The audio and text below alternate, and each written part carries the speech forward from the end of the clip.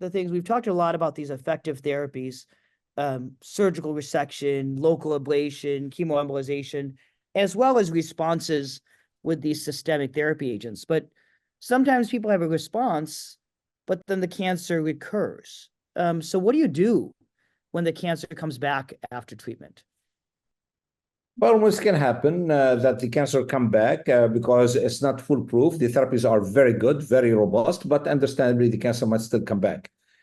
The good news is, thankfully, we have choices of therapy. And in other words, if a therapy does not work, it does not mean that's it, we're done.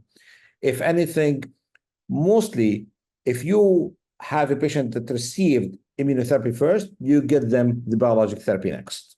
And if the biologic therapy does not work very well, there's another biologic therapy can happen as the third choice of therapy. Believe it or not, we even talk about third line of therapy nowadays.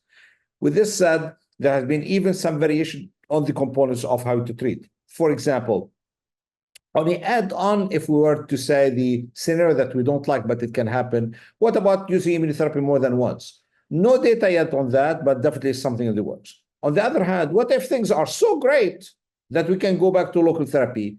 Yes, we can. If anything, we have been, all of us in the field, talk about a two-way street for cancer of liver, because you can really evolve to therapy for more advanced disease, but you can redo the local therapy in case things are better off. So no despair, there's plenty of choices that can happen, and no doubt that patients can carry on with one therapy after the other.